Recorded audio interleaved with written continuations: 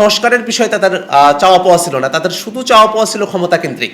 তারা যে কথাটা বলছেন যে চাপে পড়ে তারা একমত হয়েছেন, কোন বিষয়গুলোতে তারা একমত হলেন সেটা এখন দেখার বিষয়। এমন কোন বিষয়ে কি বিএনপি একমত হয়েছে যে বিষয়গুলো দেশ এবং জাতির জন্য খারাপ বা মন্দ? জনগণের রায়ের সঙ্গে প্রতারণা করা এটা কোনোভাবেই কাম্য হতে পারে না। সংবিধান সংস্কার পরিষদের শপথ গ্রহণ করলো না এবং গণভোটের রায়ের বিপক্ষে যখন অবস্থান গ্রহণ করলেন, তখন আমরা বারংবারই কথা বলেছি যে আপনারাই তো সংস্কারের পক্ষে, গণভোটের পক্ষে, হ্যাঁয়ের জন্য আপনারা ক্যাম্পেইন করেছেন।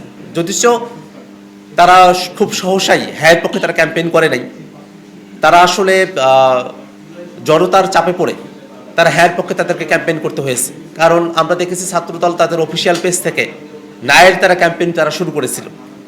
এখানে স্বরাষ্ট্রমন্ত্রী একটা কথা বলেছেন, যদি নির্বাচন না হতে দেয়, এই কারণেই তারা চুপ থেকে তারা জুলাই সনদে স্বাক্ষর করেছেন বা তারা আসলে গণভোটের পক্ষে তারা হ্যাঁ ক্যাম্পেইন করেছেন। এই যে বক্তব্য তারা প্রদান করছেন, এতে করে মনে হয় যে বিএনপি তারা আসলে সংস্কারের কথাটা হাসিনা পতনের আগে পর্যন্ত যেভাবে বলতো, হাসিনার পতনের পর থেকে সংস্কারের বিষয়ে তাদের চাওয়া পাওয়া ছিল না, তাদের শুধু চাওয়া পাওয়া ছিল ক্ষমতা কেন্দ্রিক। তো এই ক্ষমতা কেন্দ্রিক চাওয়া পাওয়ার বলের মধ্যে যখন তারা পড়ে গেছেন, তখন সংস্কারের বিষয়গুলোকে তাদের কাছে চাপই মনে হয়েছে। তারা আসলে নিজের ইচ্ছাতে সংস্কারের পন্থী একটা অবস্থানে তারা ছিলেন, এটা কিন্তু তাদের বক্তব্যের মধ্য দিয়ে আর প্রমাণিত হয় না। এ কারণে আমরা দেখেছি যে তাদের যদি সৎসাহস থাকতো, তারা গণভোটে রায়ের কথাও তারা বলতে পারতেন, তাদের সেই সুযোগটা ছিল, তারা সেটা করেন নাই। এটা আসলে জনগণের সাথে একটা লুকোচুরি করা। জনগণ চেয়েছে সংস্কারের মধ্য দিয়ে বাংলাদেশ রাষ্ট্র কাঠামোর একটা বড় ধরনের পরিবর্তন হবে, সে পরিবর্তনটা তারা আসলে চান নাই। যদি তারা চাইতেন, তারা সংস্কারের বিষয়বস্তুগুলো নিয়ে তারা আলোচনা করতে পারতেন। তারা যে কথাটা বলছেন যে চাপে পড়ে তারা একমত হয়েছেন, কোন বিষয়গুলোতে তারা একমত হলেন সেটা এখন দেখার বিষয়। এমন কোনো বিষয়ে কি বিএনপি একমত হয়েছে যে বিষয়গুলো দেশ এবং জাতির জন্য খারাপ বা মন্দ? বিষয়টা তো এমন নয়। আমরা আলোচনা করে দেখতে পারি যে এই যে তত্ত্বাবধায়ক সরকারের নতুন ফর্মুলার কথা বলা হয়েছে, সেটা কি দেশ ও জাতির জন্য খারাপ?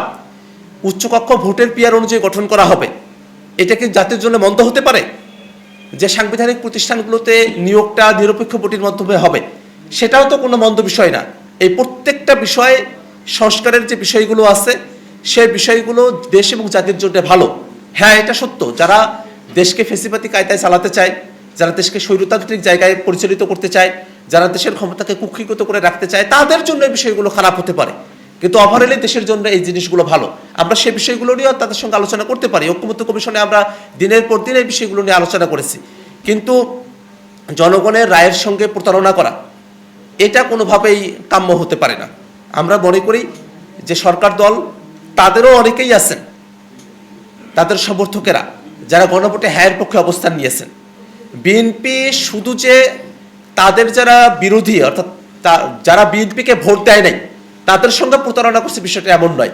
বরং যারা বিএনপিকে ভোট দিয়েছে এবং গণভোটে হ্যাঁ ভোট দিয়েছে, তাদের সাথেও বিএনপি প্রতারণা করছে। এই যে নিজের অনুসারীদের সঙ্গে প্রতারণা করা, এইটা কোনো একটা দলের জন্য নৈতিক অবস্থান হতে পারে না বলেই আমরা মনে করি।